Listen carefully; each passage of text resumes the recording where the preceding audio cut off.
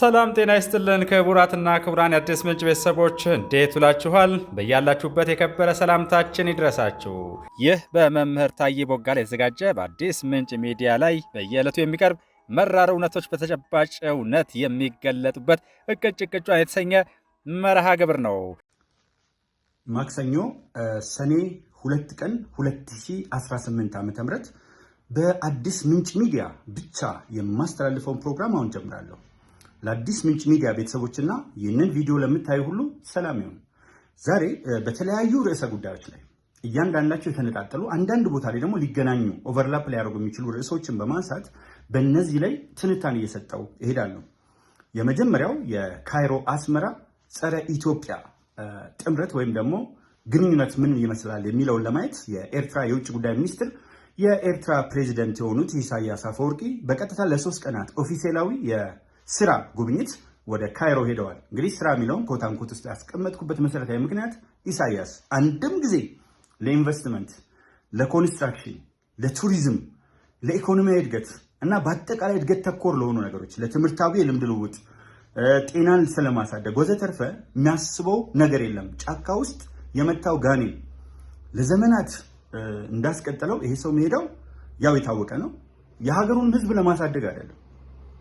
ከጅምሩ ጀምሮ ምቀኛ የሆነ አስተዳደግ። አንዳንድ ጊዜ አስተዳደግ የልጅነት ነርቸር ምን ያህል በሰዎች ላይ ኔቸሩ አይደለም። ኔቸሩ እኮ ኢሳያስ ሰው ነው፣ እንደው ስታዩት ሰው ነው። በአጠቃላይ ግን ነርቸሩ ከልጅነት ውጭ ጀምሮ አጋንንት የመታው ይመስል እየተቅለበለበ የሰው ደም ማስፈሰስ፣ የጎረቤት ሀገሮች ላይ ምቀኝነት የታወቀ ነው። ለምሳሌ ኢሳያስ ወደ ስልጣን ከመጣ በኋላ ሁልጊዜ ሀገር ውስጥ ያለውን ችግር መቅረፍ አይችልም፣ አቅም የለውም። ለዚህ የተፈጠረ አእምሮ የለውም። አእምሮ ውስጡ ያለው ጦርነት ነው። ስለዚህ በሃኒሽ ደሴቶች ይገባኛል ጥያቄ ከየመን ጋር ተዋጋ። የሃኒሽ ደሴቶች ይገቡኛል ብሎ ከዛ ተወቅጦ ወጥቶ ዓለም አቀፉ ማህበረሰብ ቀጥታ በአስቸኳይ ባትወጣ አፍንጫህን እንሰብራለን ሲሉት ሃኒሽ ደሴቶችን ለቆ ወጣ። ወረራ አካሄዱ። እንደምታውቁት እኛ ጋር በ1998 ዓ.ም የአይደር ትምህርት ቤትን በቦምብ ህፃናት ላይ በጀት በቦምብ ደበደባቸው። የሚገርማችሁ ግጥም የጻፍኩት አለ በዛ ጊዜ። አሁን ለዚህ ረጅም በመሆኑ ካልሆነ በስተቀር ባቀርበው ደስ ይለኝ ነበር። እና ባድመ፣ ሸራሮ፣ ሸላሎ፣ ዛላምበሳ ወዘተርፈ ይገባኛል ብሎ ሄደ። አክቹአሊ አሁን ህዋት እነዚህን አሳልፋ ለመስጠትና እሱ በሚያደርግላት ድጋፍ ደግሞ ራያን፣ ወልቃይት ጠገዴና ሰቲት ሁመራ አወዛጋቢ የሆኑ ቦታዎችን በኢሳያስ አስቻይነት ለመያዝ የህዋት ፍላጎት እንዳለ እናውቃለን። ግን በዚህኛው ርዕስ ላይ ፍላጎት የሱ አይደለም። ስለዚህ አሁን ካይሮ የሚሄድበት የመጀመሪያው መሰረታዊ ጉዳይ ለህዋት አንድ ቃል ገብቶላት ነበር። አንድ ድሮን ቢመጣ፣ አንድ የኢትዮጵያ ጀት ቢመጣ በእርግጠኝነት እመኑን እንጥለዋለን አላቸው። ህዋቶች እውነት መስሏቸው አፋር አካባቢ ሲፈናጀሩ ዋጋቸውን አገኙ ከዚህ በፊት። አሁን ደግሞ ደግመው ወደ ኢትዮ ሱዳን ድንበር በማምራት ላይ እንዳሉ አመድ ሆኑ። ብቻ ሳይሆን የመሳሪያ ማከማቻ መጋዘናቸውን አመድ ሆነ። ስለዚህ የአህያ ባል ከጅብ አያስጥሉም እንዲሉ ለህዋት የገባውን ቃል ምን አላቸው? አሁን ደግሞ ህዋትን በቅርብ የወጡ መረጃዎች እንደሚያመለክቱት ወደ ሙሉ ላርጅ ስኬል የሆነ ጦርነት ስትሸጋገሩ ያን ጊዜ ሙሉ በሙሉ ኃይላችን ከኋላ ይደግፋቸዋል። አላማው ምንድን ነው? በትግራይ ንጹሃን ወጣቶች ደም ላይ ታኮ የሚፈልገውን ነገር ለማድረግ ነው። አንደኛ ውስጣዊ ውጥረት አለበት። በአሁኑ ሰዓት ለመጀመሪያ ጊዜ በታሪካቸው ውስጥ ኤርትራውያን መጠየቅ ጀምረዋል። ምክንያቱም የኢሳያስ መንግስት አውቶሪታሪያን ነው። ስልጣን ማጋራት፣ የተቃዋሚ ፓርቲ የሚባል ማሰብ ራሱ ያስገድላል። ኤርትራ ውስጥ ኦቶሪታሪያን ነው። ኮንሰንትሬሽን ኦፍ ፓወር ኦንሊ ኢን ዘ ሃንድስ ኦፍ ዋን ፐርሰን። ይሄ ሰውዬ ህግ አውጭም ነው፣ ህግ አስፈጻሚም ነው፣ ህግ ተርጓሚም ነው። ኢሳያስ የፈለገውን እርምጃ መውሰድ ይችላል። የግል ንብረቱ አድርጓል የኤርትራን ህዝብ። ለዚህ ነው የኤርትራ ወጣቶች ከመውጣት አልፎ አሁን ላይ ይፋ ወጥተው በአደባባይ ምን አለበት ከኢትዮጵያ ጋር በተቀላቀልንና በክቡር ጠቅላይ ሚኒስትር ዶክተር አብይ አህመድ ስር ባደግን ከወንድሞቻችን ኢትዮጵያን ጋር በተቀላቀልን በስደት ከምንኖር ሀገራችን ሆኖ ዜጋ ሆነን ብንኖር የሚል ጥያቄ እየፋመ የሚገመው በዚህ ምክንያት ነው። ይህ ሰውዬ ምንም አይነት ስነ ልቦናዊ አካላዊም የሚገርማችሁ ነገር እኮ ሰው ከጃጀ እግሩን መጎተት ከጀመረ ረጅም ሰዓት 35 ዓመት መርቷል። በኢትዮጵያ ቢሆን 7 የስልጣን ዘመን ማለት 35 ዓመት መርቶ እንደው በጣም ኢፌክቲቭ ቢሆን፣ ፍሩትፉል ቢሆን፣ ኢፊሽንት ቢሆን ኖሮ ዘመኑን የሚዋጅ ቢሆን ለምን አይቀጥልም? እየሰራ ነው። የበለጠ ልምድ እያዳበረ ይመጣል። ፕሬዚዳንት ትራምፕም ረጅም ዕድሜ አላቸው፣ ግን እነሱ እንደዚህ ዛግ ብለው ህዝብ እየገደሉ አይደለም። ኤኒዌይስ ይሄ ሰውዬ ስልጣን ላይ እስካሁንም ቆይቶ አሁንም ስልጣን ላይ መቀጠልና ማስጨረስ ነው የሚፈልገው፣ እግሩን እየጎተተ እድሜ ልኩን ተንከሲስ ሆኖ ምጥማጥ የሚባል ፍጥሮ ያለ ሸለምጥማጥ ሆኖ የኖረ እጅግ በጣም አደገኛ የሆነ መሽቁቅ ሰውዬ ነው። ሌላው ትልቁ የኢሳያስ መሰረታዊ ድክመት እንደምታዩት ጣሊያን ትታ የሄደችውን ኤርትራን እንኳን በዛ ውበት ማስጠበቅ አልቻለም። እንዳያችሁት የአሰብ ወደብ የዝንብ መናኸሪያ ነው፣ የቆሻሻ ማረፊያ ነው፣ የድሮ ጌቶችን ይመስላል። እና ይሄ ሰው ጸረ ኢትዮጵያ ነው። ከመጀመሪያው ጀምሮ አፈጣጠሩ ጸረ ኢትዮጵያ ነው። ከህወሓት ጋር የሚገርመኝ ትናንትም አንስቼው ይሆናል፣ ይሰፋሉ መልሰው ደግሞ ይተረተራሉ። ይሄ ብዙ ጊዜ የሚባላል እባብ ለእባብ ካብ ለካብ ይተያያል። በተንኮል ኢሳያስ ይበልጣቸዋል። ምክንያቱም ረጅም ዘመን ሰይጣን ራሱ የሚቀናበት አሁን እናንተ ያላችሁ የኢሳያስ የህይወት ታሪክ ሲነበብ አሁን እናንተ ያላችሁ እኛ ሰይጣን እንባላለን። ትልቁ ሰይጣን እኮ ነው እውነት። አሁን እናንተ ያላችሁ እኛ ሰይጣን እንባላለን ያስቀናሉ።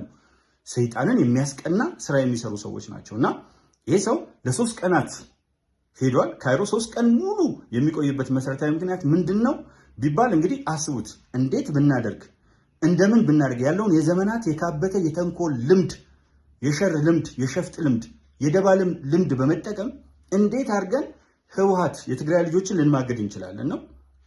እሱን ራሱን አንስቼ የህወሓትን አጠቃላይ የትግራይን ወቅታዊ ሁኔታ ባጭሩ የምዳሰስበት ነገር አለ።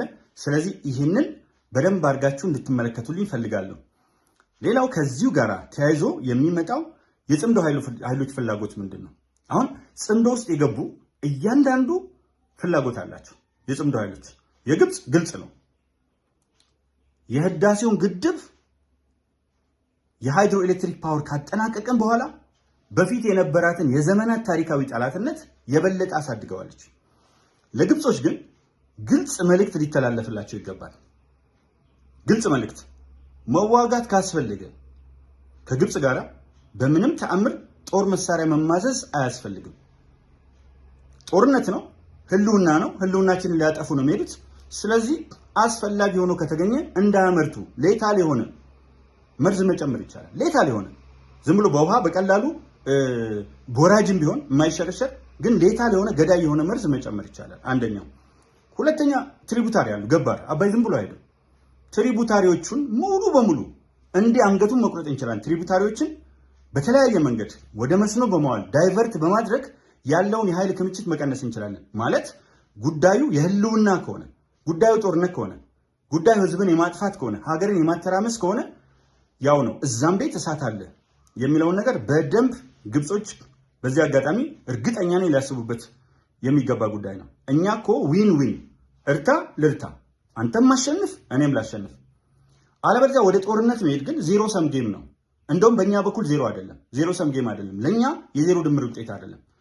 በስነ ስርዓት የፈለገውን ኃይል አንበርክከን መኖር እንደምንችል ታሪካችን በሚገባ ያመለክታል። የ1875 የጉንዲት ድል፣ የ1876 የጉራ ድል፣ እሱ ብቻ አይደለም። በቬርነር ሙንዚንገር የሚመራው በስዊስ ጀርመናዊው ቬርነር ሙንዚንገር ቀጥራ፣ ግብፅ እኮ ኢትዮጵያ ላይ ዓለምን ቀጥራ አሰማርታለች።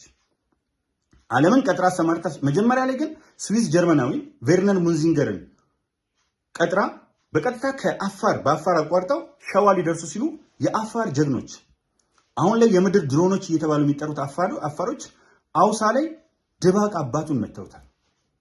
ይህንን በደንብ አድርጎ መያዝ ያስፈልጋል። የአፋሮች ድል ብዙ ጊዜ አይነገርም። አያችሁ፣ የኢትዮጵያ ታሪክ ላይ ያለንን ጎደሎ ከምንሞላበት ነገር አንዱ ትልቁን ድል ስዊስ ጀርመናዊውን የአካባቢውን ጂኦፖለቲክስ በደንብ የሚያውቀውን ቬርነር ሲጻፍ ወርነር ነው፣ ሲነበብ ቬርነር ነው። ቬርነር ሙንዚንገርን ቀጥረው ሲንቀሳቀሱ 500 ነው። ዘመናዊ ጦር ነው፣ ዘመናዊ መሳሪያ ይዟል። አፋሮች ጊሌ ነው የያዙት፣ ግን አንድም ለወሬ ነጋሪ አላስተረፉትም። ይሄ ብቻ አይደለም።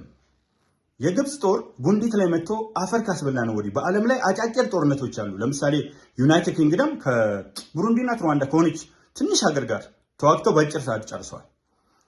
ግብፅና ኢትዮጵያ ጉንዲት ላይ የተዋጉት ጦርነት በአንድ ሰዓት ውስጥ የተጠናቀቀ ነው። ሙሉ የእግር ኳስ ጨዋታ እንኳን አንድ ጨዋታ ተጨማሪ የባከነ ሰዓት ሳይጨመር፣ የባከነ ሰዓት ብቻ ሳይሆን ተጨማሪም ሰዓት አለች የምትጨመር፣ እሷም ሳትጨመር ያህል የተጠናቀቀ ነው። እጃችንን ቀምሰው እንደገና ተደራጁ። እንግዲህ እንደምታውቁት አሜሪካዊ ጀነራል ሎሪንግን ምክትል አዛዥ አድርገው እንትና የዳኒሹን ኮሎኔል አረንድረፕ ቀጠሩ። የተለያዩ የዓለም መርሲነሪስ ቅጥር ነፍሰ ገዳዮችን ቀጥረው መጡ።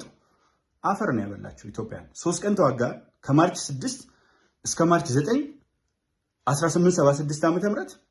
ከዛ በኋላ ከኢትዮጵያ አንድ ሳይማረክ አንድ ሳይል በእነሱ ጋር 3500 ምናምን ነው የተማረከው። አፈር ያስበላናቸው 30 መድፍ ወዘተርፍ ተማርከናል። ስለዚህ የኢትዮጵያውያንን እጅ በሚገባ ግብጾች ያውቁታል። በተለያዩ አይነት መንገዶች እየቀጠሩ ለመምጣት ሞክረዋል፣ ግን አልተሳካላቸውም። እና ይሄ በጣም በጣም ሌላው እዚህ ላይ ማነሳው ርዕስ እንግዲህ ግብጾች ብዙ ሞክረዋል ኢትዮጵያን ለማተራመስ፣ አልተሳካላቸውም ከተለያዩ ኃይሎች ጋር በመሆን። ሌላው ማነሳው የኦጋዴን ብሔራዊ ነፃ አውጪ ግንባር እንግዲህ ጽምዶ የሚሉታል። ይሄ 7 ሆነን ተጣመርን 9 ሆነን ተጣመርን ምናምን። ለምን ሚሊዮን ሆነ አትጣመረው? የኢትዮጵያን ህዝብ ማሸነፍ አይቻልም እንዳለ ሆኖ ግን አንድ አስደሳች ዜና ያለው የኦጋዴን ብሔራዊ ነፃ አውጪ ግንባር ምንም እንኳን የሶማሌዎች እንቅስቃሴ በጣም ረጅም ዘመን ያስቆጠረ ቢሆንም ኦፊሻሊ ኦብነግ ወይም ኦኤንኤልኤፍ ኦጋዴን ናሽናል ሊበሬሽን ፍሮንት ወይም የኦጋዴን ብሔራዊ ነፃ አውጪ ግንባር የሚባለውና ሶማሌ ውስጥ በስፋት ይንቀሳቀስ የነበረው ህወሓት ስልጣን ስትይዝ በኢንቴሌክቹዋልስ የተቋቋመ በምሁራን በስኮላር የተቋቋመ የተለያየ ድርጅት ነው። ይሄ ድርጅት ህወሓትን ከመነሻው ጀምሮ ገና 1 ዓመት ሳይሞላት ጀምሮ ተቋቁሞ ያለማቋረጥ ምን 1 ዓመት 1984 ህወሓት የገባቸው 1991 ነው። ከደርግ ጀምሮ ይፋለም የነበረ ነው ጦር ነው። እንደ ግሪጎሪ ዘመን ቀመር ነው ማወራላችሁ። እና ያኛው ድርጅት አብሮ ሆኗል። የኦጋዴን ብሔራዊ ነፃ አውጪ ግንባር ምናምን አለው። አንድ ለፍላፊ ሰው ያለ አትላንታ አንስችላችኋል። በዶላር እጥበት ላይ የተሰማራ በህገ ወጥ ሰዎች ዝውውር የተሰማራ በስነ ምግባር የተገለለ እነ ሻለቃ ዳዊት ወልደ ጊዮርጊስ እና አንዳርጋቸው ጽጌ የሚያክል አንድ ጁጁ ፍተዋል። እሱም ብቻውን ይዘው ለማጭበርበር ሞከሩ። የኦጋዴን ብሔራዊ ነፃ አውጪ ግንባር ግን ብልጽግና ስልጣን ከያዘበት ጊዜ ጀምሮ በሶማሌ ክልል ስልጣን በመጋራት በሚገባ ከሶማሌ ክልል ብልጽግና ጋር እጅና ጓንት በመሆን አፍ ከልብ ተሰናኝቶ የሶማሌ ክልል ሰውና አውሬ አብረው የሚታሰሩበት በኮንትራባንድ የሚዘረፍበት እድገት የሚባል ነገር ከማያበት እዚህ ላይ ብዙ አልቆይም፣ በተደጋጋሚ ስለማነሳው ወጥቶ ሰላም አግኝቷል። እና የኦጋዴን ብሔራዊ ነፃ አውጪ ግንባር እኛ እንዲህ የሚባል ጥምረት አላየንም፣ አናይም፣ አልሰማንም፣ አንሰማም። ስንናገር ግን በቀጥታ አውግዘናቸው ወሮ በላ መሆናቸውን አሳይተን ነው የሚል ነገር አስቀምጠዋል። ሌላው ሐሳብ ይሄ ነው። ስለ ኦጋዴን ብሔራዊ ነፃ አውጪ ግንባር የሰማችሁ ሰዎች ካላችሁ ይሄኛውን ያዙት። ሌላው ጋምቤላ አካባቢ ትላንት ያው እያንዳንዱ ነገር ማጋነን እያንዳንዱ ነገር ማካበድ አለ። ምክንያቱ በማይታወቅ አንድ የፌዴራል ፖሊስ አባል ተኩስ ከፍተው ነበር። እንግዲህ ብዙ ሰዎች አሉ መሳሪያ ከያዙ ሰዎች ጨለፍ የሚያደርጋቸው የለቀቁ መሳሪያውን ለምን እንደያዙ የማይረዱ ሰዎች አሉ። መሳሪያ በምንይዝበት ጊዜ የበለጠ ትዕግስተኛ ነው መሆን ያለብን። እዚህ አቃቂ አካባቢም ተገዳድለዋል፣ አቃቂ ቃሊቲ ክፍለ ከተማ እና መሳሪያ በምንይዝበት ጊዜ መሳሪያው ሰው እንዳይመለስ አድርጎ የሚገል ነው። ስለዚህ ደጋግመን ማሰብ አለብን። ኢቭን ዝም ብሎ ለመተኮስ የመጨረሻ በህይወታችን ላይ አደጋ ሊያስከትል የሚችል መሆኑን ዊዛውት አዮታ ኦፍ ዳውት ያለምንም ጥርጥር ስናረጋግጥ ያኔ መሳሪያ እንጠቀማለን። ምክንያቱም እንዳንሞት ስለሆነ ያዝነው፣ ልናማስልበት አይደለም። ወጥ ምናምን ሽንኩርት ልናቁላላበት አይደለም ያዝነው፣ ራሳችንን ለመከላከል ስለሆነ አንድ ተራ ወለፈንዲ ሰው ለሀገር ሸክም የሆነ በተገረዘበት አልጋ የሚገነስ ሰው በህይወት ላይ አደጋ ሊያደርስ ከሞከረ ትቀድመዋለህ። በተረፈ ግን መሳሪያ ስትይዙ በጣም በጣም በጣም ሲበዛ ትዕግስተኛ መሆን አለበት። በጣም ትዕግስተኛ የመጨረሻ እሱን ነው የምነግራችሁ። መሳሪያ እሳት ነው የሚተፋው፣ የሰው ህይወት ነው የሚቀጥፈው። ፊት ለፊት ያለውን ሰው ብንቀይረው አእምሮን ሰው ይሆናል። ይሄ ነው ትልቁ እንትን። ስለዚህ ትናንትና ጋምቤላ አካባቢ ሌላው የተደረገው ነገር አሁን ጋምቤላ ተረጋግታለች። የክልሉ መንግስትም በክብርት ፕሬዚዳንት ወይም ርዕሰ መስተዳድር አለሚቱ ኡመድ የጋምቤላ ብሔራዊ ክልላዊ መንግስት ርዕሰ መስተዳድር አማካኝነትም በጸጥታ አካላትም ተገልጿል። ወዲያውኑ ነገሩ በቁጥጥር ስር ውሎ እሱም በቁጥጥር ስር ውሎ ሁኔታዎች እየተጣሩ ነው ያሉት። እያንዳንዷን ግጭት መዓት ይፈጠራል። በመላው ዓለም ላይ ከባድ የሆኑ ሽብሮች ይፈጠራል። ናይጄሪያ እኮ የካቶሊክ ትምህርት ቤት ገብተው ሴቶችን ልጆች እንዳለ ይዟቸው ነው የሄዱት። ዩኒቨርሲቲ ገብተው ሴቶችን እንደምታስታውሱት ቦኮ ሃራም እንዳለ ተሸክመው ነው ሄደው። በጣም ብዙ ሽብሮች፣ በጣም ብዙ ነገሮች ይከናወናሉ። ስለዚህ እሱ ላይ ቆም እንበልና ከአርሲው ጉዳይ ጋር በተያያዘ የአርሲውን ግድያ ለምን አታወግዙም?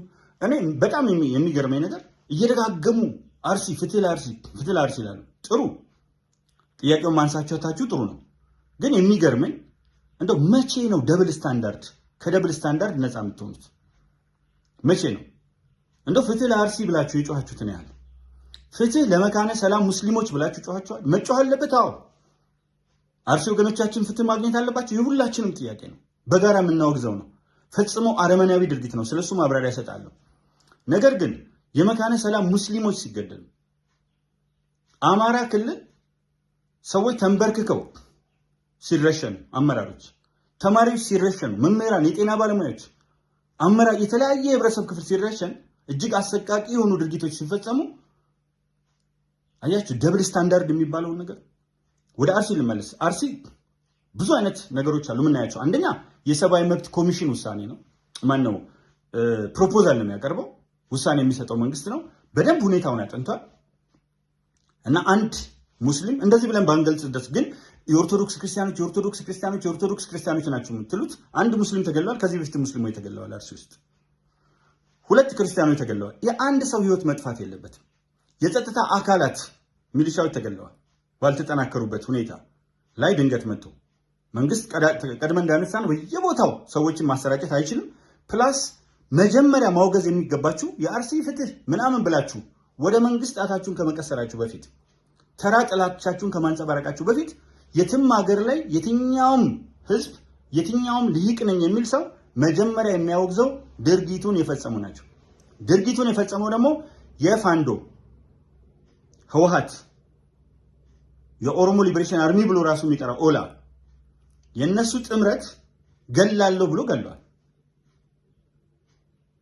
ይሄንን ገላለሁ ብሎ የገደለውን ኃይል ሳታወግዙ ገላለሁ ህዝብን ገላለሁ ብሎ በአደባባይ እንደውም ስትደግፉ እስቲ ትወጧታላችሁ እያላችሁ ስታጨበጭቡ የነበራችሁ ሰዎች መጀመሪያ ማነሳው እሱን ነው። በምን ሞራል ነው እናንተ ስለ ፍትህ መናገር የምትችሉት?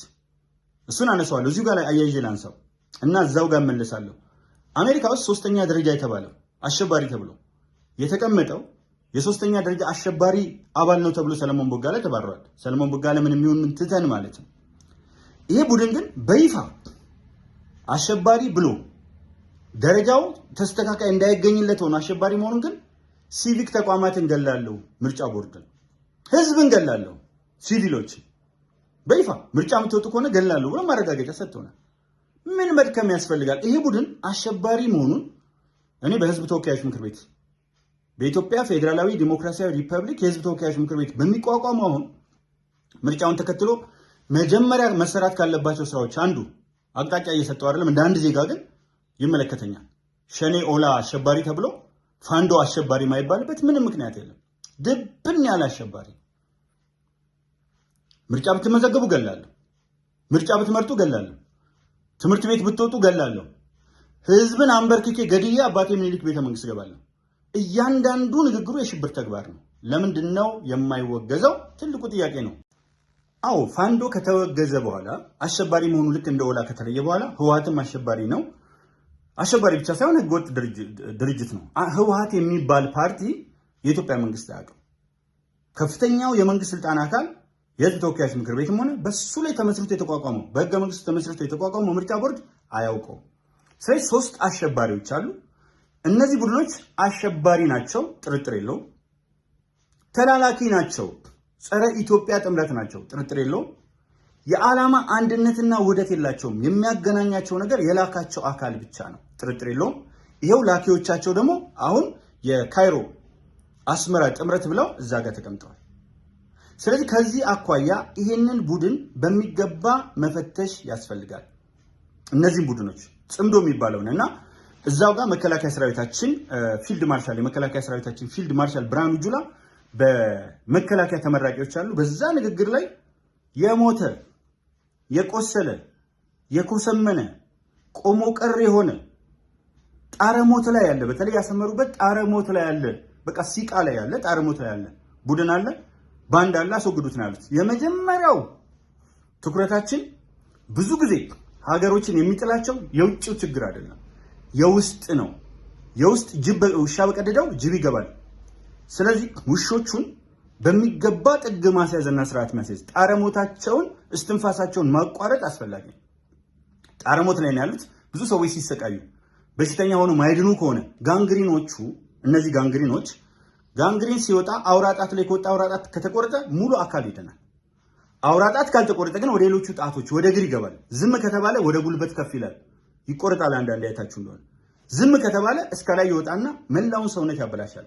ስለዚህ እነዚህ ጋንግሪኖች በጣረሞት ላይ ያሉት ሊሰናበቱ ሊሸኙ በኢትዮጵያ ሕዝብ ክንድ የሕዝብ ልጅ በሆነው የኢትዮጵያን ሕዝብ ህገ መንግስታዊ ሀገራዊ አደራ የተሸከመው የመከላከያ ሰራዊታችንና መለዮ ልባሾቻችን ጥምር ጦራችን ይህንን በጣረሞት ላይ ያለ ክቡር ፊልድ ማርሻል ብርሃኑ ጁላ እንደተናገሩት እሳቸው አስበው አልመው 10 ጊዜ ለክተው አንዴ ነው የሚቆርጡት። ይህ ግልጽ ያለ መልእክት ያስተላልፍልኛል። ለኔ ሀገርን ወክሎ ነው መከላከያ ሰራዊታችን የቆመው። የሀገራችን ሞዴል ነው። ብዙ ጊዜ ብያለሁ፣ ሙያዎች ሁሉ እኩል ናቸው። አሁናቸው ግን መከላከያ ይበልጣል። በፈለገው አይነት መንገድ ስትሄድ ወደ ህዝብ የሚተኮሰው ወደ ሀገር የሚተኮሰው ነገር መጀመሪያ ከፊት ለፊት ጀርባውን ሳይሆን ግንባሩን ለጥይት አረር ሰጥቶ ሀገር የሚያድን ለኛ ደህንነት ለኛ በሰላም ገብት ወጥቶ መግባት ቀን ከሌት የሚተጉና እንቅልፋቸው 360 ዲግሪ እንደ ንስር እየተመለከቱ እንደ አቦ ሸማኔ ዙሪያቸውን እየተወራጩ እንደ አናብስት እንደ እንትኖች የሚጠብቁ የመከላከያ ሰራዊታችን አባላት አሉ። ይሄ ግልጽ ያለ መልእክት ነው። ከዚሁ ጋር ህወሓትን አብሬ አይችልለፍ። ህወሓትን በተመለከተ ይሄ ድርጅት ዘራፊ ድርጅት ነው።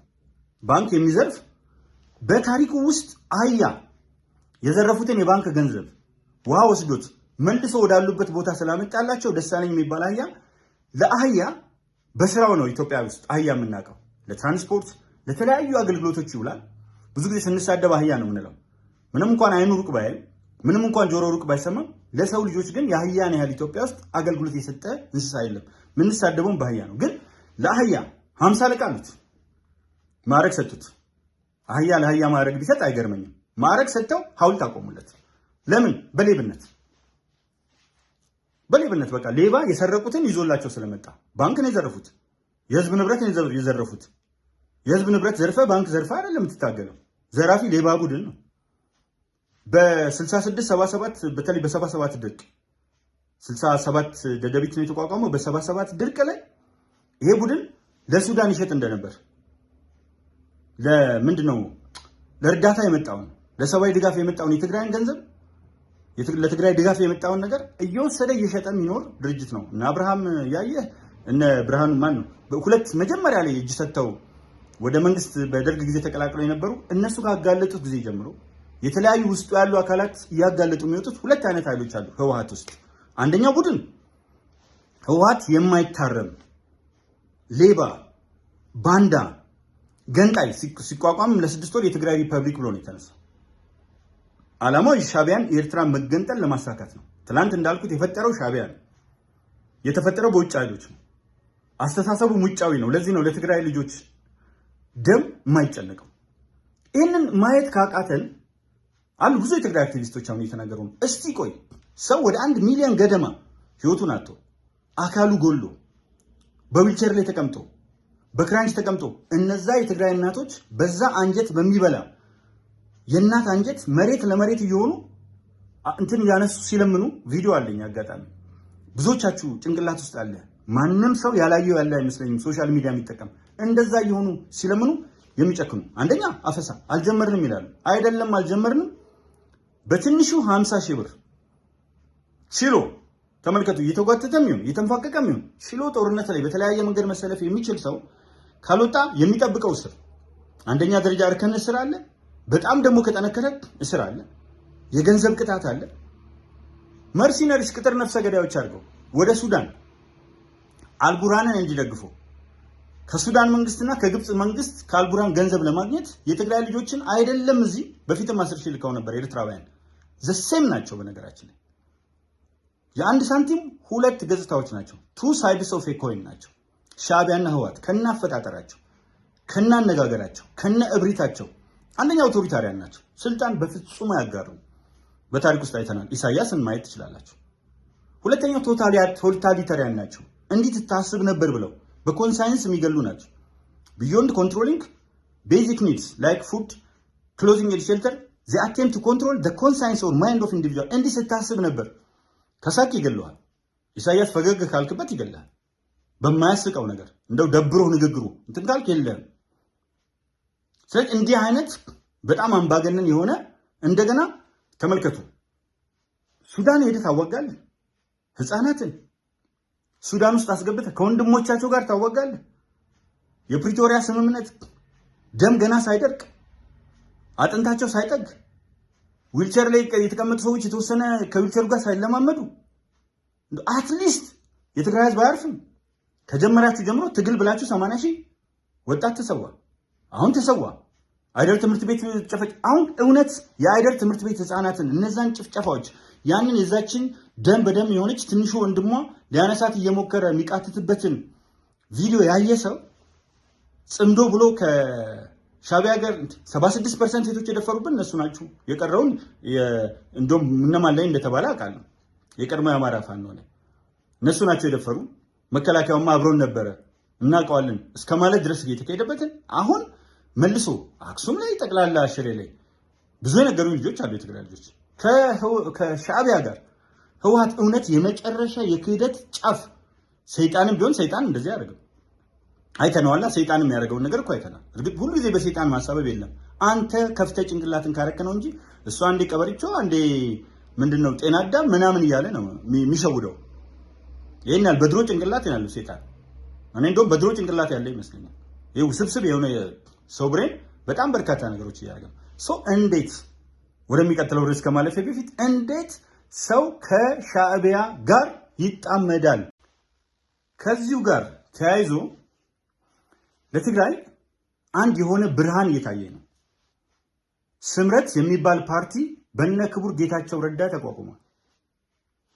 ይህ ፓርቲ የማይናቅ ጠንካራ ድጋፍ ከትግራይ ህዝብ አለው፣ ከኢትዮጵያ ህዝብ አለው። ምክንያቱም ተጋሮች የትግራዋይ ልጆች ከመላው ኢትዮጵያ ጋር ደጋግሜ እንዳነሳሁት በጋብቻ የጸኑ ናቸው። አጥንታቸውን በወል የከሰከሱ ደማቸውን ያፈሰሱ ናቸው። የተጋሩ ልጆች ስራ ሰርተው በየትኛውም የኢትዮጵያ ክልል ስራ ሰርተው ከሁሉም ኢትዮጵያዊ ጋር በጋራ የሚኖሩ ናቸው። ትግራዋዮች የአሸንዳ በዓላቸውንም ሆነ የተለያዩ ሴቶቻቸውን በኢትዮጵያ ታሪክ ውስጥ ያሳረፉትን አሻራ የሚያስቀጥሉ ናቸው። የትግራዋይ ህልውና ኢትዮጵያዊነት ነው። ትግራዋይነትን ከኢትዮጵያዊነት፣ ኢትዮጵያዊነትን ከትግራዋይነት መለየት አይቻልም። የአሉላ እንግዳ ልጆች ናቸው። የአሉላ በፈረስ ስማቸው አባነጋ፣ የአባታቸው ስም እንግዳ። የአሉላ እንግዳ ልጆች ናቸው። የአሉላ አባነጋ ልጆች ናቸው። ህወሓት የደብረ ጽዮንና የሞንጆሪኖ ቡድን የሚባል አለ። በጣም አውቶሪታሪያን የሆነ ቶታሊታሪያን የሆነ በጣም የሚያሳዝን ማይ ዌይ ኦር ዘ ሃይዌይ እኔ ያልኩት አለበለዚያ መንገዱን ጨርቅ ያርግላችሁ በሚል አባዜ የተጠመደ እጅግ በጣም አደገኛ ከይሲ የሆነ ቡድን አለ። ይሄ ቡድን አብረው ያሉትን የሚበላ ቡድን ነው። ከጫካ ጀምሮ ከአሲምባ ጀምሮ የሀፓን ኢዲዮን ብቻ ሳይሆን የራሱን አባላት በማጥራት ስም የሚቃወሙትን እየበላ የመጣ እንፍሽፍሽ ምናምን ማጥራት ብሎ የራሱን አባላት ማስተማር ሳይሆን እያሰረ ምን እያለ የመጣ ቡድን ነው። አሁንም ምንድነው ፕሪቶሪያ ስምምነት በኋላ ክቡር ጌታቸው ረዳ ተመደቡ። ጠቅላይ ሚኒስትሩ የመመደብ ሙሉ መብት አለ። እምቢ አሉ። ክቡር ጀነራል ታደሰ ወረደ መጡ። ግን እንደ ደብረ ጽዮን እንደ ሞንጆሪኖ ያህል ግፋት ተላላኪነት ምናምን ነገሩ አንድ ነው። ታደሰ ወረደም ያው እዚህ ሲመጣ አዲስ አበባ ይደመራል እዛ ሲሄድ ይቀነሳል የሚሉ ሰዎች አሉ። ትክክል ነው። አዘርዋይስ ግን የራሱን የሆነ ጀነራል ነበር። የራሱ የሆነ ኔትወርክ ይዞ በደንብ መታገል ይችላል። ግን እሱም ማድረግ አልቻለም። ስለዚህ የሞንጆሪኖ እቺ ፈትለወርቅ የምትባል ሴትዮና ደብረጽዮን እነ ምግበይ ሰምታችኋል እኮ ራሱ ታጋይ ነው። እድሜውን የጨርሰው በትግል ነው። ከየት አመጣ ካምፓኒ? 3 ካምፓኒ አለኝ፣ በቢሊዮኖች ብር አለኝ፣ ስፈልግ ዱባይ ምናምን የተዝናናው መጣ ነበር። በማን ገንዘብ በማን ደም? በኢትዮጵያ ሕዝብ ደም በአጠቃላይና በትግራውያን ደም በተለይ ነው። ስለዚህ እነዚህን ተከትሎ የሚሄድ ሰው እኔ በጣም ያሳዝናል። ካልሆነ ምን ማለት ትችላላችሁ? ምን ማለት ትችላላችሁና ሌላው ማነሳው ነገር ይሄ ከነሱ ጋር ተላላኪ የሆነ ነገር አለ። ግን ለካ ስለ ስምረት ፓርቲ የትግራይ ትግል ማርሽ ቀያሪ ነው ስምረት ፓርቲ። ምክንያቱም በጣም ፕሮግሬሲቭ ናቸው ስምረት ውስጥ ያሉ ሰዎች ይዋቸው በደንብ እነ ነብዩ ስሁል እነ ክብርት ኬሪያ ኢብራሂም ወጣቶችም ናቸው፣ በኋላም የተቀላቀሉ ናቸው። ኢንቴሌክቹዋሎች ይብዙባቸዋል። ስለዚህ በጣም ዳይናሚክ ናቸው። ስታቲክ አይደሉም እንደነዛ።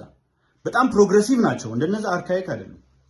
በጣም ሞደርን ናቸው እንደነዛ። ትራዲሽናል አይደሉም። የጦር አበጋዞች አይደሉም። ዎርሎርድስ አይደሉም። ዋር አለልም ዎርሎርድስ አይደሉም። ሰው እነዚህ ሰዎች አዲስ የሆነ ተስፋ ይዘው መጥተዋል። ምን አይነት ተስፋ?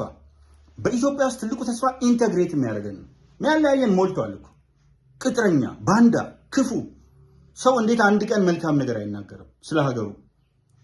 ስለዚህ ትልቅ ሰው የሚባለው እኮ የሚያስማማ ነው። የሚያስተዳድር እግዚአብሔር ልጆች ይባላሉ ነው። እርቅን የሚጠሉ የማይፈልጉ ናቸው። ካዲዎች ናቸው። ካዲዎች እና ብዙ ነገር እንትን ብለዋል። ሌላው የጋምቤላን በተመለከተ ማን ነው ይቅርታ፣ የአሰብ ወደብን በተመለከተ ድርብርብ መብት ነው ያለን። አንድ መብት ምናምን አይደለም፣ ድርብርብ መብት አለን። አንደኛው መብት ህጋዊ መብታችን ነው። ህጋዊ መብታችን በምን ላይ ይመሰረታል?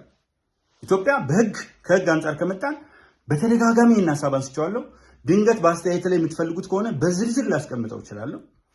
ስለ ኢትዮ ኤሪትሪያን ፌዴሬሽን አንዳንድ ሰዎች ኮንፌዴሬሽን ይላሉ። ኮንፌዴሬሽን አይደለም። በፌዴሬሽን እና በኮንፌዴሬሽን መካከል ግዙፍ ልዩነት አለ። ልክ ዩኒታሪ ስቴት እና ፌዴራል ስቴት መካከል እንዳለው ልዩነት ግዙፍ ልዩነት። ኮንፌዴሬሽን ቮሉንታሪ አሶሲዬሽን ኦፍ ኢንዲፔንደንት ስቴትስ ነው፣ ራሳቸውን የቻሉ ሀገሮች። ለምሳሌ ኢጋድ ኮንፌዴሬሽን ነው። አፍሪካን ዩኒየን ኮንፌዴሬሽን ነው። ኖርዘርን አትላንቲክ ትሪቲ ኦርጋናይዜሽን ወይም ኔቶ ኮንፌዴሬሽን ነው። ራሳቸውን የቻሉ ሉዓላዊ ሀገሮች የሚመሰርቱት በፈለገ ሰዓት የሚወጡበት ነው። ፌዴሬሽን ግን የፌዴራል አይነት ጥምረት ነው። በፌዴሬሽኑ ምን ተወሰነ ምናምን ስለ ኤርትራ ታሪክ ማወቅ የምትፈልጉ በዝርዝር በሌላ ቪዲዮ ላይ አስተያየት መስጫ ላይ በዚህ በአዲስ ምንጭ ሚዲያ ቻናል አስተያየት መስጫ ላይ ከተቀመጡ መሄድ ይችላሉ። ስለዚህ ብዙ ፕሮሰሶች ካለፍን በኋላ ፕሮሰሶቹን ብዙ ጊዜ እናገራቸዋለን። የተባበሩት መንግስታት ድርጅት ጉባኤ 326ኛው ሪዞሉሽን 390 ንዑስ አንቀጽ 5 ላይ በግልጽ እንደተደነገገው ሌሎቹን ነገሮች ትተን ወደ ኢትዮጵያ ነው። ኤርትራ ሉዓላዊ ሀገር አይደለች። በዛ ውሳኔ በፌዴሬሽኑ ውሳኔ እኮ ኤርትራ ሉዓላዊ ሀገር አይደለች። አንደኛ እሱን በደንብ አድርጋችሁ ያዙልኝ ከህግ አንጻር። ሁለተኛ ላንድ ሎክድ የሆኑ ሀገሮች አሁንም ከህግ አንጻር ላንድ ሎክድ የሆኑ ሀገሮች አክሰስ ቱ ዘ ሲ ለባህር አክሰስ አላቸው። ይሄም ከህግ አንጻር ነው። ሶስተኛው ከህግ አንጻር ምናየው አሰብን አሳልፎ የሰጠው ህወሓት መብቱ ነበር ወይ ስንል በሽግግር መንግስቱ ጊዜ አንደኛ የሽግግር መንግስቱ ራሱ ጉባኤ እንደው ምክር ቤት በሉት አያውቀው። በሽግግር መንግስት ውስጥ የነበረው ካቢኔ መብት ባይኖረውም ሁለቱም መብት የላቸውም፣ የሽግግር መንግስት ናቸው፣ አያውቀው። እንደገና ደግሞ የሆኑ አካላት ያውቁታል አያውቁትም፣ በግለሰቦች ፍላጎት ታስታውሳላችሁ። ነገ ገብሩ አስራት ሌሎቹ በታገሉት ትግል ነው ወደ ኤርትራ ሄደ የነበረውና ኤርትራ 12ኛው ቡና ላኪ ሆና ነበር ከዓለም። አንድ እግር ቡና ሳታበቅል 12ኛው ቡና ላኪ ሆነ። የትግራይ ልጆች ታግለው ነው አሁን ከሻቢያ ይሄን ሁሉ ድርብርብ በደል ከፈጸመ ሻቢያ ጋር ሊጣመሩ የሚፈልጉት። ስለዚህ ይሄን ሁሉ አልፎ ነውና ከህግ አንጻር ይሄዳል።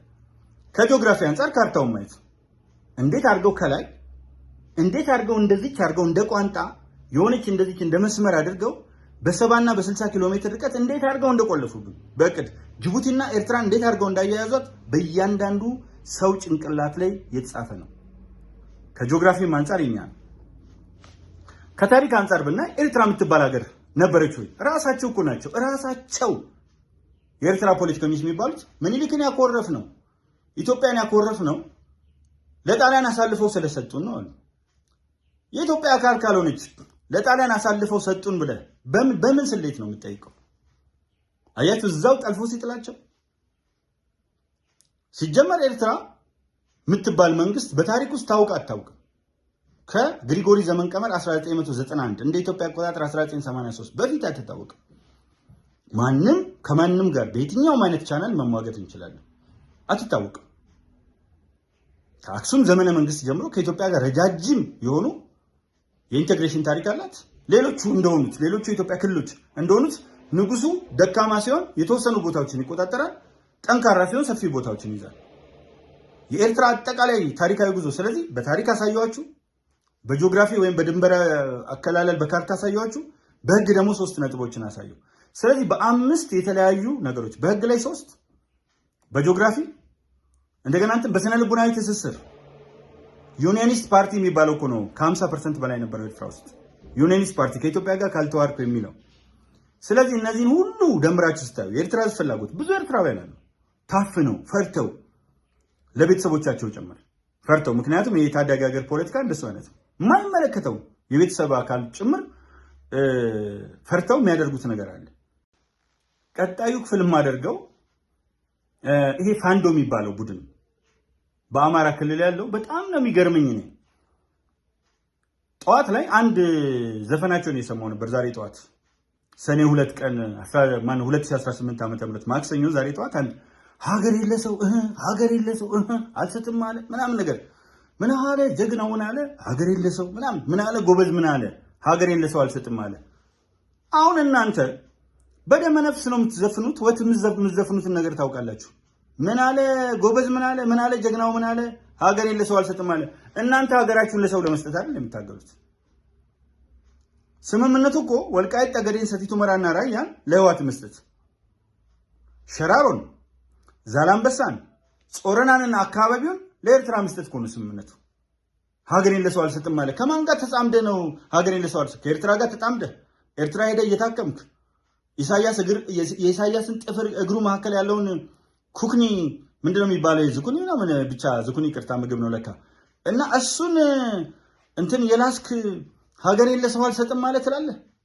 ለግብፅ አሳልፈ ኢትዮጵያን ፍላጎት ሉዓላዊ ክብር እየሰጠ ከሱዳን ጋር እየተጣመድክ ሱዳን ሄደ ደጅ እየጠና ከአልቡራን ጋር በነገራችን ላይ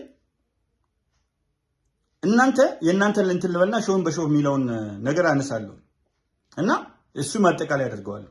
ሲጀመር አሁን ፋንዶ የሚባለው ቡድን የቱ ነገር ነው አማራ የሚሸተው? እኔ በጣም የሚገርመኝ የአማራ ታጋዮች፣ የአማራ ልሂቃን፣ የኦሮሞ ታጋዮች፣ የኦሮሞ ልሂቃን እናንተ አሁን ለአማራው ነው የምትታገሉት?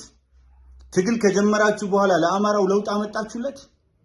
አማራውን ከሌላ አማራ እወዳለሁ የሚል ሰው አማራ ኢትዮጵያዊ ነው በታሪኩ በክብሩ የሚመጥን ለክብሩ የሚመጥን ነገር ማለት ነው። እኔ አማራ ሲሳደብ ሰምቼ አላውቅም።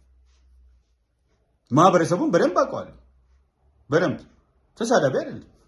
እናንተ እኮ ዝም የምትሰድቡ ናቸው። ህዝብን እንደ ህዝብ የምትሰድቡ ናቸው። የሌላውን ታሪክ አክብረህ ያንተ ታሪክ ይከበራል። ካላከበርክ ደግሞ ይጠለሽልሃል። እዛም ቤት ሳታላ ግን እናንተም እንደምታደርጉት የሌላው የምትሉትን ታሪክ፣ የሌላው የምትሉትን እምነት፣ የሌላው የምትሉትን አስተሳሰብ አለመቀበል። ዋናዎቹ ጽንፈኞቹ በነገራችን ላይ ደጋግሜ መሐላ መማል አይገባኝም። የሃይማኖት ስለ የሃይማኖት ጽንፈኞች አየን እኮ መድረክ ላይ ቆማችሁ አውደ ምህረት ላይ እስቲ አውደ ምህረት ላይ መጽሐፍ ቅዱስ አዋልድ መጽሐፍት አሉ ምን የመሳሰሉ እነሱን ታስተምራለህ እንጂ የምንታገለው ለሃይማኖት ነው። መሪዎችን ግንባራቸውን በሉ። መከላከያ ሰራዊቱ እንደዚህ ነው ደንቆሮ ነው ይባላሉ። ስለዚህ እነዚህ ሰዎች ለማን እንደሚታገሉ ግልጽ ነው። ምንድነው ዓላማቸው? ሀገር ማፍረስ ባይሆን ኖሮ ሀገርን አንድ አድርጎ የያዘውን ክብሩን ከሁሉም ከ80ው ማህበረሰብ አማራውን ጨምሮ የተውጣጣውን አሰዱ።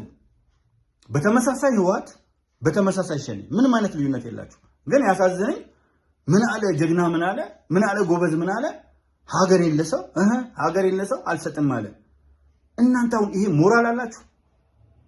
ይሄንን ለመስፈን ሞራል አላችሁ? በነገራችን ላይ እኮ እናንተ በምታስቧቸው በሙሉ ግብፅን ቅድም ያልኩት አለ ብዙ ማይነገሩ ዘዴዎች አሉ ማንበርከክ የሚቻልበት። ሁለተኛ ስለ ኢትዮጵያ እንዳታነሳ ማድረግ የሚቻልባቸው እጅግ በጣም በርካታ መንገዶች አሉ።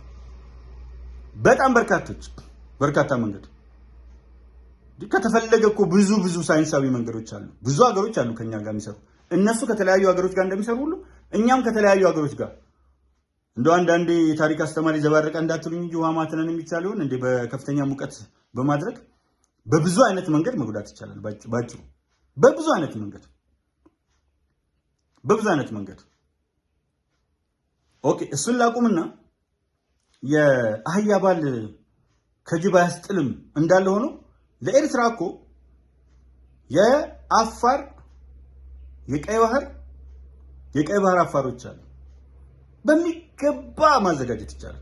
ማአት ኤርትራውያን አሉ ነፃነታቸውን የሚፈልጉ ኢሳያስን ማንበርከክ የሚፈልጉ በሚገባ ማደራጀት ይቻላል። ከቀይ ባህር አፋሮች የኤርትራ ልጆች አቀናይቶ ያውቀላል መንቀሳቀስ ይቻላል። ከወልቃይት ጠገዴ ሰቲት ሁመራ ወደ ኤርትራ በጣም ቀላል፣ በትግራይ በኩል በጣም ሲበዛ ቀላል በሚገባ ትጀምር እንጂ እስቲ እናያለን የግብጽ እንትን እንደሚያስጥላት ወላ ድሮን ሲስቱት ለራሷ በስንት አይነት ችግር እየታመሰች ያለች ሀገር ናት። ስለዚህ ለእያንዳንዱ ለሱዳን አርኤስኤፍን ማጠናከር ነው። ራፒድ ሰፖርት ፎርስ አለ የሐሚዲቲ ወይም አህመድ ዳጋሎ እነሱ መርሲናሪ ቀጥረው ምን ብለው እዛ ጋር ተጣምደው ኢትዮጵያን ሊጎዱ ሲመጡ አርኤስኤፍን ራፒድ ሰፖርት ፎርስ የሚደግፉት ዓለም አቀፍ ኃይሎች አሉ። አሳምሮ አስቻይ ሁኔታ እንፈጥራለን። ወደ ግጭት ከገባንማ ይሰማሉ ሱዳኖች፣ አማርኛም ይሰማሉ። እኛ በጋራ መኖር ነው የሚበጀን። ማጠቃለያ ማድረገው በጋራ መኖር ነው እንጂ የሚበጀን እናንተ የተከላችሁትን እሾህ እናንተ ላይ እሾህ ተክሎ እሾህን በእሾህ ማውጣት ከባድ አይደለም። ሱዳን ዳግም እንዳታንሰራራ የራፒድ ሰፖርት ፎርስ እዚህ ከደቡብ ሱዳን ጋር ጥሩ ግንኙነት አለ፣ ከሶማሊላንድ ጋር ጥሩ ግንኙነት አለ። ማጠናከር እንችላለን። እነሱ የሚይዟቸውን የዞሩ የሚይዟቸውን ኃይሎች እኛም መያዝ እንችላለን። አይደለም ሶማሊላንድን አስፈላጊ ከሆነ የፑንትላንድን ነፃነት የበለጠ ማጠንከር ይቻላል። ኢትዮጵያ ሰላም አስከባሪ ከሆነ እዛ ያለ በተባበሩት መንግስታት በዛ ስር መስራት እንደማይቻል አይዱ አንደርስታንድ። ግን በጣም በርካታ የሆኑ መንገዶች አሉ። አስፈላጊ ከሆነ ድሮ ኩልሚስ የሚባል ነበር፣ ሶማሊ ናሽናል ሙቭመንት የሚባል ነበር በደርግ ጽህፈት ቤት እዚህ ያለው። ስለዚህ እነዚህ ጎረቤት ሀገሮች የሚያሳዝነኝ ዶክተር አብይ ያልሞከረው ሙከራ የለም። እኔ አነሳዋለሁ ቅመም ስለሆነ የጅቡቲውን በመያዝ የሶማሊያውን በመያዝ የሱዳንን በመያዝ ያልሞከረው የደቡብ ሱዳን የኤርትራ ኢሳያስ አፈወርቂ የኬንያ ከጎረቤት ሀገሮች ጋር ያልሞከረው የዲፕሎማሲ ግንኙነት አልነበረም። ግን ደካማ ስለሆኑ ህዝባቸውን መቀየርና የህዝባቸውን ጥያቄ መመለስ ስለማይችሉ ኢንተርናል የሆነውን ዲስኮንቴንት ውስጥ ያለውን ዲስኮንቴንት ወደ ውጪ ቻናል ለማድረግ ቱ ቼንጅ ዘ ኢንተርናል ዲስኮንቴንት ቪያ ኤክስተርናል አግሬሽን የሚጠቀሙበት ስልት አለ።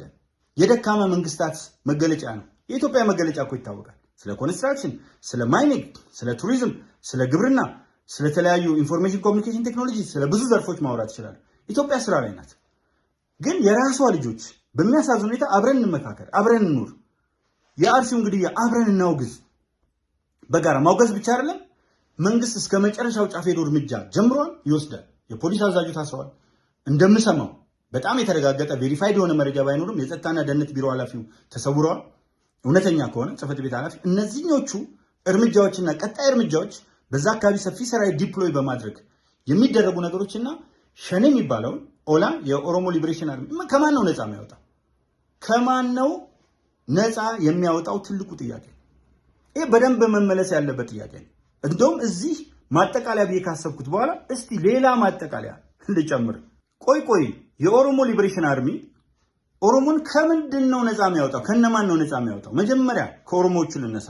ከማን ነው ነፃ የምታወጡት? የኦሮሚያን ክልል ከማን ነው ነፃ የምታወጡት? ከኦሮሞ ህግ አውጪዎች፣ ከጨፌ። እንግዲህ ኦሮሚያን የሚያስተዳድር ዱዋል ፖሊቲ ነው። ፌዴራል መንግስቱ ዱዋል ፖሊቲ ነው። ኤክስክሉሲቭ ዲዩቲስ ኦፍ ሪጂናል ስቴትስ አሉ። የክልል መንግስታት የሰጣቸው የማያወላዳ ፌዴራል መንግስቱ የማያገባው ስልጣን አለ። የማያገባው ስልጣን ኦሮሚያ የምንለው ውስጥ ህግ አስፈጻሚው ህግ አውጪው ያወጣቸውን ፖሊሲዎች፣ አዋጆችና ደንቦች ያስፈጽማል። ህግ ተርጓሚው በኦሮምኛ ይተረጉማል። በኦሮምኛ ህግ ይወጣል፣ በኦሮምኛ ህግ ይፈጸማል፣ በኦሮምኛ ይተገበራል። የኦሮሞ ልጆች የገዳ ስርዓታቸው ኢሬቻው ባህሉ ተላላኪ ካልሆናችሁ በስተቀር ኢሬቻ ነው ነፃ የምታወጡት? 800 ከሚገደልበት በዚህ መልክ ከመከበሩ ነው ነፃ የምታወጡት? ሌት ሚ አስክ ዩ ዲሰፕቲቭሊ ሲምፕል ኩዌስችን ጠይቃችሁ ከማን ነው ነፃ የምታወጡት? ባህሉ ተከብሮለት፣ ቋንቋው ተከብሮለት፣ ማንነቱ ተከብሮለት በቁመቱ ልክ ኦሮሞ በኢትዮጵያ ውስጥ 100% የራሱን ክልል በፌዴራል ደረጃ በቁመቱ ልክ እየተሳተፈ በሚሄድበት አጠቃላይ ጉዞ ውስጥ ከማን ነው ነፃ የምታወጡት? ወደ ማን ነው ነፃ የምታወጡት? ህወሓት ናት ኦሮሞን ነፃ የምታወጣው? የኦሮሞ ልጆች ዩኒቨርሲቲ እንዳይማሩ ጥፍራቸውን ስትነቅል ኮዳ ስታንጠለጥልባቸው አርቲስት ኤቢሳ አዱኛን ከመኪና ኋላ ከጎተተች 800 ኢሬቻ ከገደለች ደምቢዶሎ እናትን ልጆ አስከሬን ላይ አስቀምጦ ካዘፈነ ሞያሌ፣ ሻሸመኔ፣ አምቦ፣ ወለጋ ሲጨፈጨፍ ከነበረ ከሶማሌ ክልል በኦሮሞነቱ 1 ሚሊዮን ከተፈናቀለ ከማን ነው ነፃ የምታወጡት? እስቲ ንገሩን። የኦሮሞ ሊበሬሽን አርሚ ከማን? ግብጽ ናት ኢትዮጵያን ያዘችው። ህወሓትን ከህወሓት ጋር ሆናችሁ የኦሮሞ ነፃነት ታስከብሩ። ከፋንዶ ጋር ተጣምራችሁ ያውም ጽንፈኛ ከሆነ ህወሓት ጽንፈኛ ከሆነ ፋንዶ ተጣምራችሁ የኦሮሞን ህዝብ ነፃ ልታወጡ። እንዴት አሳፋሪ ናችሁ! እንዴት ከርስ ናችሁ! ፈካቲ ኮኮ ያለው ለታቀኔ አጋ ወዶ አልነበረም። ፈካቲ ኮዲገኮ ኩተቱል መፊራ ኢኒሲ ከሳ ጅሩ አንሃቀኩ ከሳስ ጅራ መቃተኮን ዋመምኔ መቃተኮን ሰመምኔ መቃተኮን ዳነምኔ ጢቤ ከነጥኩባ ቁቀማ ከስነን ሃዳ አሪንከ ያሪኮቲ ነውጠና ነዋዳ አቲ ቦኛም ቡኤራ አቲ ጨብናን ጨቤራ አኒስ ኦሮሚያፍ ጀዴ ጀነኘ ኮደቤራ ሜ አስነቲ መጠኒ ሃርከና ራከ ወዶ ጠህና ለጴኮራ ዱጋ ኮደ ገፈቱ ኢኒ ከሌሳ ደርቤራ ቶኮ ተናቀጠለ ኑ ወሊፍ ዲናሚቲ ኑ ወሊፍ ዲጋመሌ ብሎ የኦነግ ሰራዊትና የኦሮሚያ ልዩ ኃይል አጠቃላይ አብረ ሆነው እነ ክቡር ሌንጮ ለታ እነ ክቡር አምባሳደር ዶክተር ሌንጮ ባቲ እነ ክቡር ቀጀላ መርዳሳ እነ ክቡር ጃልሰኝ ወዘተርፈ እዚህ ጋር መጥተው እናንተ ጫካ ውስጥ ሆናችሁ ሌላ አይነት ነገር ከኦነግ ውጪ ፈጥራችሁ በገዳይነት አመራሮችን ዘሴም ቲንግ ነው የምታደርጉት። አመራር ይገላሉ፣ አመራር ትገላችሁ። ወደ 42 ተገሏል ወለጋ የኦሮሞ አመራር እስከ ቡራዩ ድረስ። ፖሊሶች ምን አደረጓቸው? ወንድሞቻቸው አይደሉ? የኦሮሚያን ነፃነት አይደል እየጠበቁ ያሉት? ኦሮሞን ከሌላው ህዝብ ጋር እያኖሩ አይደል ያሉት? the same holds true for the so-called ፋኖ actually the so-called ፋኖ but practically ፋኖ እሱ ጋር ገብታችሁ ስትመለከቱ ምንድነው እየሰራ ያለው? ምን እያደረገ ነው ፋኖ? እንደናንተው 11 ቁጥር መስማር እዚህ ጋር ያደርጋል። እናንተ ስጋ ትበልታላችሁ። አስተማሪ ይረሽናል፣ አመራር ያንበረክካል፣ ካህን ይገላል፣ የካህን ልጆች ይደፍራል፣ ህዝብ ይዘርፋል። በዚህ ነው አማራ ነፃ የሚያወጣው? ከማን ነው ነፃ የሚያወጣው? ከክቡር አዲሱ ማን ነው? አቶ አረጋ ከበደ ለጋስ? ከክቡር ምክትል ጠቅላይ ሚኒስትር ተመስገን ጥሩነህ? ከክቡራን የአማራ ህግ አውጪዎች፣ ህግ አስፈጻሚዎች እና ህግ ተርጓሚዎች ከማን ነው ነፃ የምታወጡት? አማራው በጀቱን በትክክል አድሚኒስተር እናደርግ። የአባቴ እናት ነው። የክልሉ በጀት አለ። ከፌዴራል መንግስት የሚመጣ የበጀት ድጎማ አለ። የአማራ ክልል ልክ እንደ ኦሮሚያ ክልል የምርት ችግር የለበትም። የሰው ኃይል የሰለጠነ አእምሮ ችግር የለበትም። አብሮ የመኖር የሙስሊም ክርስቲያን ችግር የለበትም። አራያነቱ ሊጠቀስ የሚችለው እናንተ እኮ ሙስሊምና ክርስቲያን የምታባሉ የሃይማኖት ጦርነት ነው ብላችሁ በእቅድ አማራ ክልል ያለው ሙስሊምና ክርስቲያን እንዲባል ያ ደግሞ ሌሎች ሙስሊሞች እንዲዛመት አክሱምም እሱ ነው እየተሰራ ያለው። ስለዚህ ስለ ሁሉም መብት መታገል ሲገባል፣ ሎጂካል የሆኑ ነገሮች አቅርበን መወያየት ሲገባል እናንተ ከማን ነው ነፃ የምታወጡት? በተመሳሳይ አለቆቻችሁ ህወሓቶች በጀት ተሰጣችሁ። የክልሉ በጀት አለ። የትግራይ ክልል ከማዕድን ጀምሮ በጣም የበለጸገ ነው። ብዙ ምሁራን ያሉበት ነው። አብሮ መኖርን የሚያውቅበት ነው። የረጅም ጊዜ የተጻፈ ታሪክ ያለው ነው። ይህንን ህዝብ ከሌላው የኢትዮጵያ ህዝብ ጋር በሁሉም ኢትዮጵያ ክልሎች ውስጥ በሁሉም ክልሎች ውስጥ በስፋት ከሌላው ጋር ኢንተግሬት አድርጎ የሚኖር ነው። በሁሉም ነገር ደግሞ የተቀላቀለ ነው። ይህንን የትግራይን ህዝብ ከማን ነው ነፃ የምታወጡት? ከሻዕቢያ ጋር ሆናችሁ የትግራይን ህዝብ ነፃ ለማውጣት ከማን? በጀትን እያስተዳደርክ እስቲ ሁላችሁንም ኢትዮጵያን ልጠይቃችሁ። ህግ አውጭ አለ፣ ህግ አስፈጻሚ አለ፣ ህግ ተርጓሚ አለ። እስቲ ራሳችሁን ልጠይቃችሁና ከማን ነው ነፃ የሚያወጡት? ትግራይን ክልል ከማን ማን መጥቶ አስተዳደረ? ስሩ አውት ሂስትሪ እኔ ልቀጣ። እስቲ የትግራይ ልጆች ሆናችሁ ኑና እንነጋገር፣ ኑ እንነጋገር። ስሩ አውት ሂስትሪ በታሪክ ውስጥ በሙሉ ትግራይን መርቷት የሚያውቅ የለም። ከማዕከል ተመድቦ በአስቸኳይ ጊዜ አዋጅ ለገሰ ተፈራ 10 አለቃ ይሁን 50 አለቃ ለገሰ ተፈራ መንግስቱ ኃይለማርያም መድቦት በአስቸኳይ ጊዜ አዋጅ የበላይ አስተዳዳሪ ሆኗል። the only time in the history of ኢትዮጵያ ትግራይን ሌላ ሲያስተዳድራት በብልጽግና ዘመን ደብረጽዮን አይደል እንደ ተመደብከው መጀመሪያ ላይ ይሄ ፕሪቶሪያ ስምምነት ምናምን ሳይመጣ በፊት እናንተ አልነበራችሁ እንደ ትግራይ ሰዎች 100% ህግ አውጪ 100% ህግ አስፈጻሚ 100% ህግ ተርጓሚ ያውም የኩናማ መብት ተረግጦ በደንብ ልነግራችሁ እችላለሁ። ኩናማ ነላ ስለሚባለው መጽሐፍ ስለ ኩናማ በደንብ ጓደኛ ያጥንቶ አጋጣሚ የቦሌ መምህራን ያውቃሉ። ኤዲት ያደረኩትና ሙሉ እንትኑን ያስተካከልኩትን የነበርኩ ማስተርሱን በኩናማ ላይ ነው የሰራው። የሽረ ልጅ ነው፣ በደንብ ያውቃሉ መምህራን ስለ ኩናማ ታሪክ። እንዴት ማን ነው ስራ አስፈጻሚ የኩናማ? ምንኛ እየተማሩ ኩናምኛ እየጠፋ ነው ያለ። ስለ ኢሮብ እናውራ፣ ስለ እንደርታ፣ ስለ ተንቤን መብት እናውራ። አሻአ የሚባለው የስብሃት ነጋ ዳይነስቲ አድዋ፣ ሽራ፣ አክሱም ትግራይ ውስጥ ስቃይ እንደሚፈጥር እናውራ። መጀመሪያ ራሳችሁ ክልሉን ማስተዳደር አቅቷችሁ፣ ክልሉን ማኔጅ ማድረግ አቅቷችሁ፣ የክልሉን ህዝብ አሻአና ሌላ በሚል ከፋፍላችሁ የስብሃት ነጋ ዳይነስቲና የነ ሌላ ገንዘብ ለመዝረፍ ወርቅ ለመዝረፍ የተሻለ ኑሮ ለመኖር ካልሆነ ምን ሰራችሁለት ለትግራይ? እስቲ ምን አመጣን ነው የምትሉት? አሁን ህዋቶች በቋንቋ መናገር መጻፍ መዳኘት that's okay the only thing ብቸኛው መብት ሰብአዊ መብቱ ተገፎ ዲሞክራሲያዊ መብቱ ሌሎች መጽሔቶች ጋዜጦች እንዳያይ ተደርጎ አናቃችሁም እንዴ?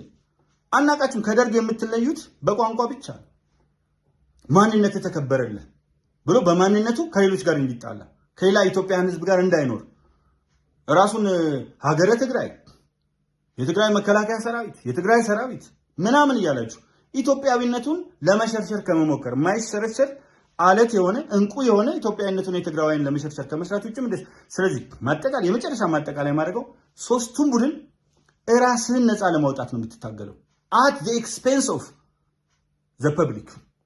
ህዝቡን አሰቃይታችሁ በእነሱ ደም ላይ በወጣቶች የአጥንት ስባሪ ያጥንታቸው ፍላጭ በደማቸው ፍሳሽ ላይ የራሳችሁን ነገር የመመስረት ግዙፍ የሆነ ፍላጎት ምንም አይነት ጥያቄ ያስነሳል ምንም።